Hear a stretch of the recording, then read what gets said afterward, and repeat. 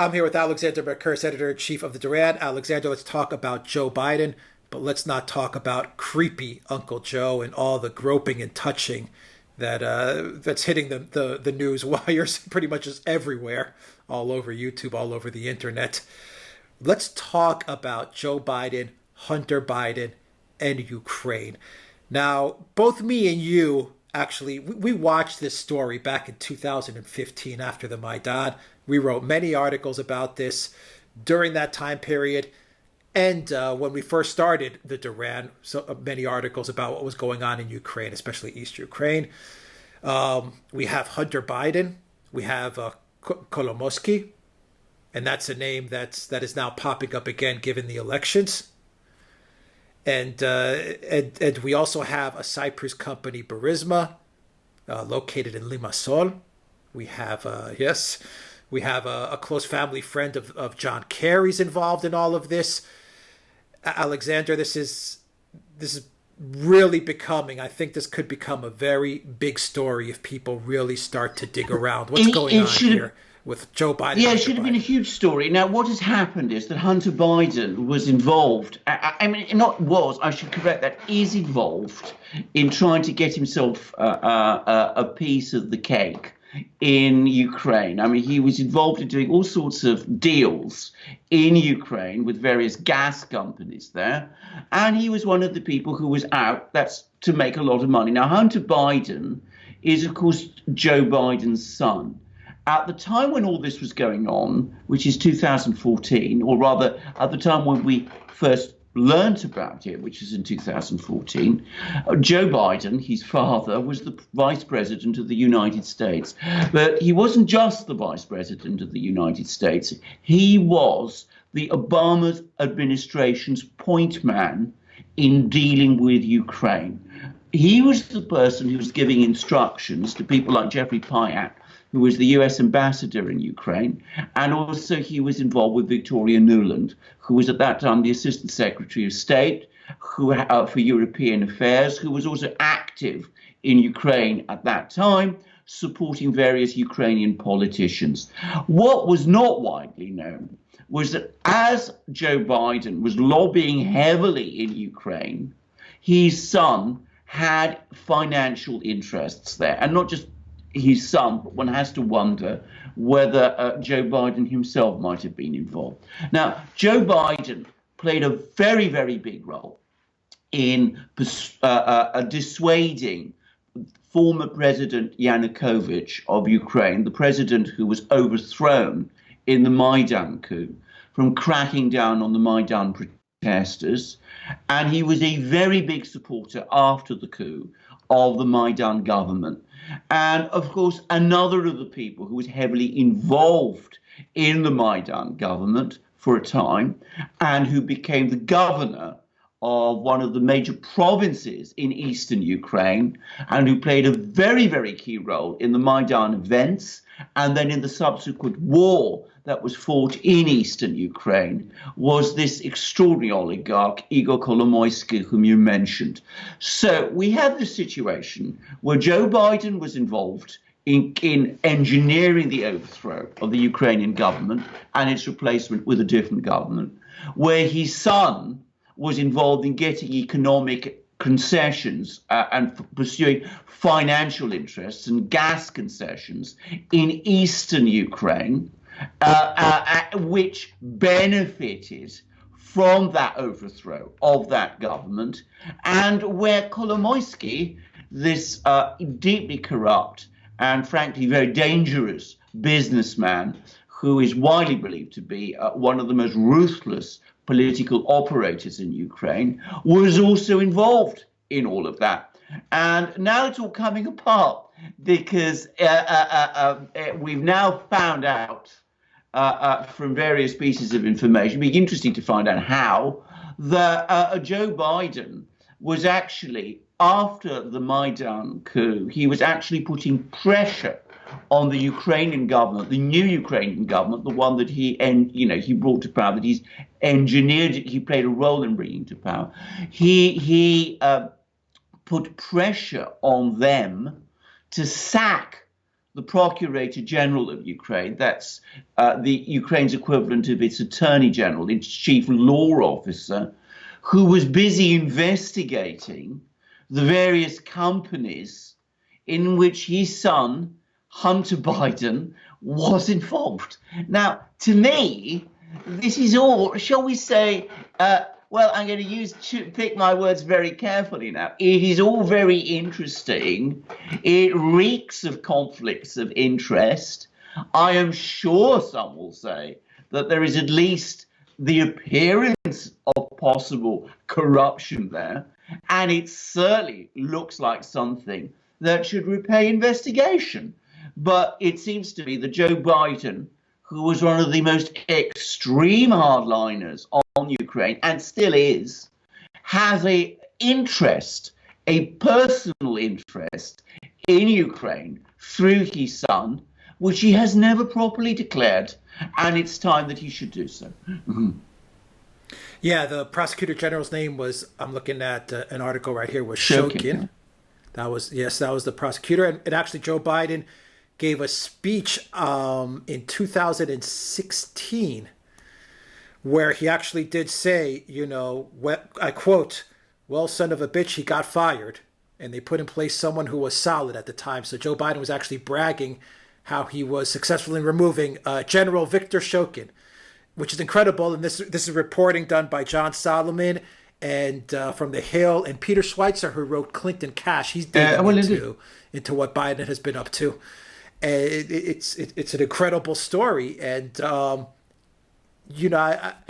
I remember writing about this and digging into this in 2015, because what was going on is there was obviously the war in East Ukraine, and a lot of the reporting was saying that never surfaced in the mainstream media was that Chevron and these big oil players working with Burisma, this Limassol-based company, where you have, Hunter Biden and this guy Devon Archer, who's a friend of Christopher Hines, the Hines family of John Kerry, and Kolomoyskyi. These guys, were working with these oil companies to clear out eastern Ukraine and Slavyansk so they could frack the place. So it was, get these people off their land via war so we can frack. Well, exactly. I mean, this is an astonishing story. And I mean, I have to say, using words like, that they brought in someone solid.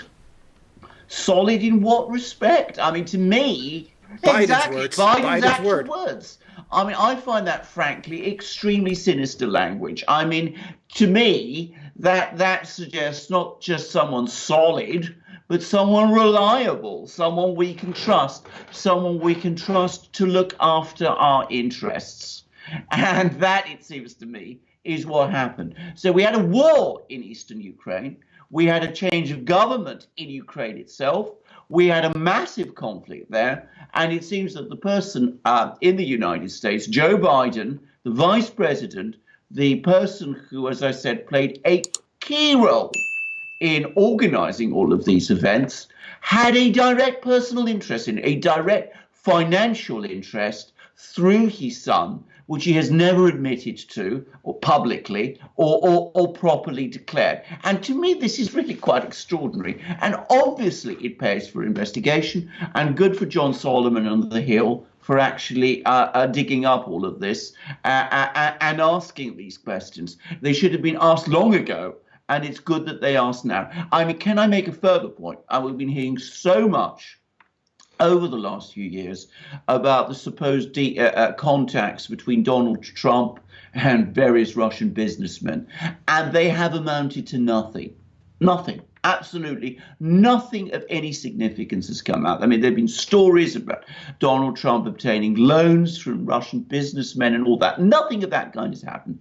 Here we have, in plain view, a prominent US politician, the vice president of the United States, someone who wants to become president of the United States and is a candidate for that office because he is now thrown in his hat into the ring because he wants to be the Democratic Party's nominee.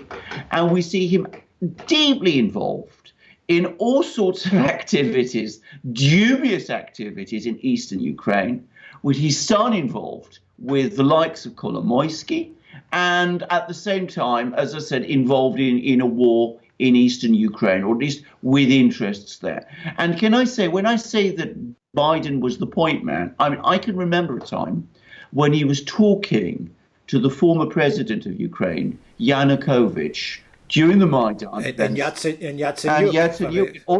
The names are starting to come to my mind again. We forgot about these guys. He was talking to them on the telephone virtually, almost it seemed like every day. I mean, he was warning and threatening Yanukovych.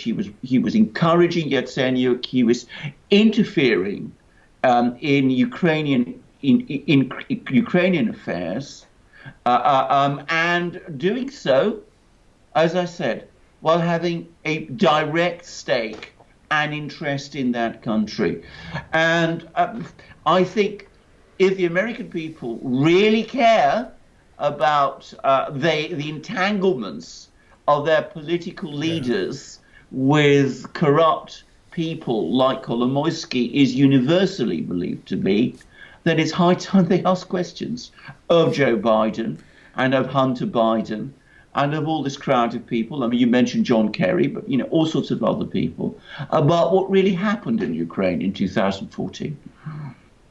Yeah, why they waged a war. And going back to your point, Alexander, to finish out the video, this is coming up because I believe that Solomon and Schweitzer found, and I actually believe Peter Schweitzer, who did the Clinton cash book, I hope I'm getting his name right, that it's Peter Schweitzer, but he found out that there was actual money trail from Ukraine to Hunter Biden's investment firm. I believe it's called Rosemont Seneca, something like that. But there's actually, they've actually got the hard evidence money trail of money being transferred from Ukraine or from these bank accounts in Ukraine and Cyprus, etc., coming into Hunter Biden.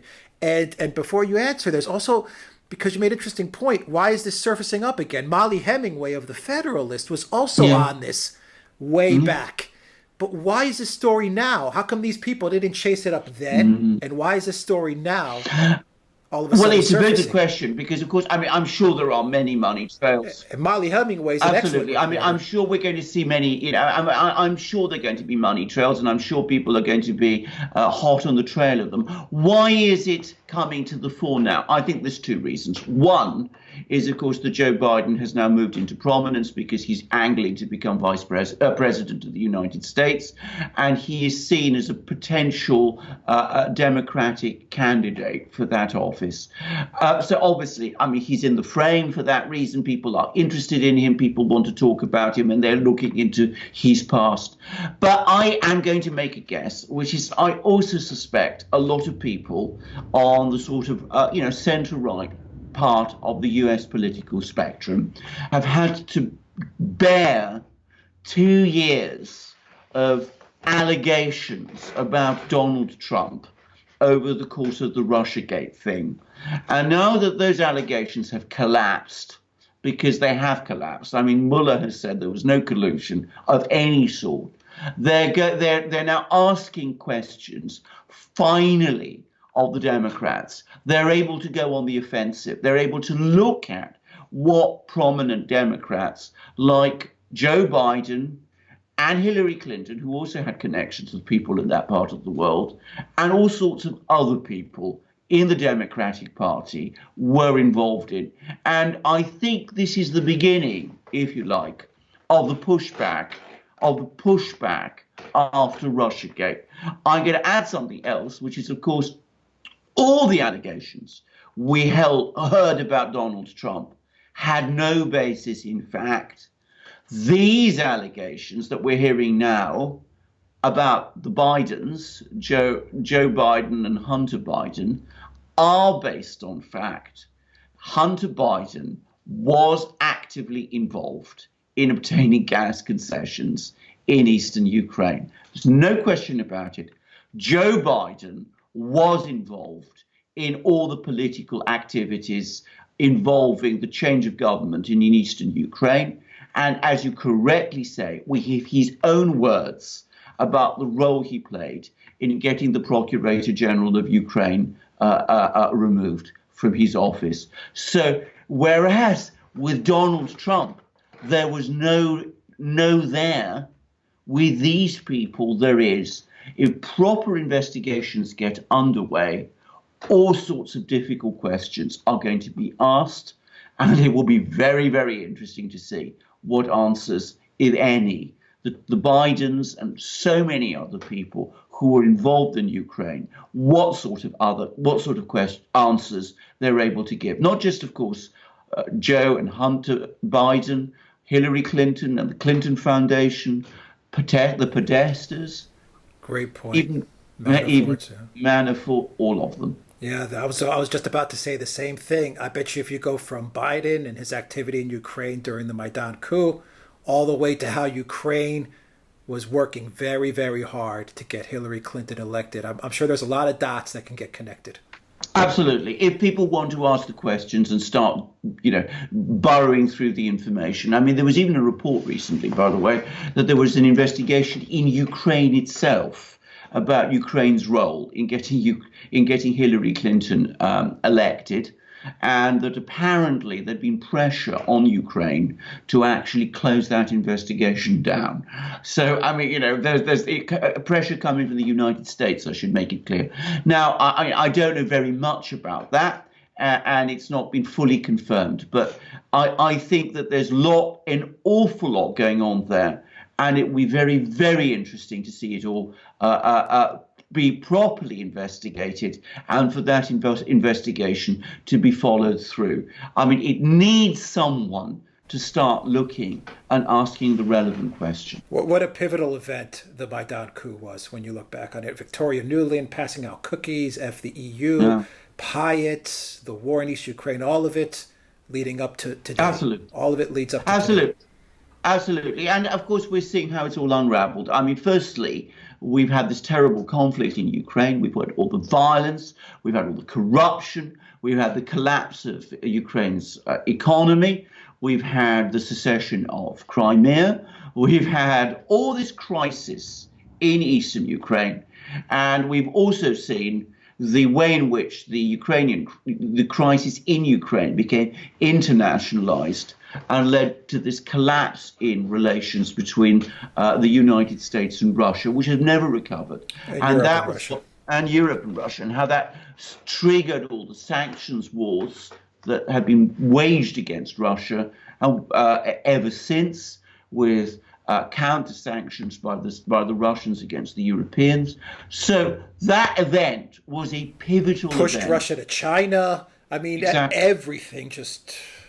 Absolutely. Yeah. And if it turns out, and all the facts point in that way, that one of the reasons why that happened is that certain people in the United States had personal financial interests in securing certain outcomes in Ukraine, and that it was the pursuit of those interests which played a big role in triggering that crisis, which has brought no benefits to the United States, but only trouble.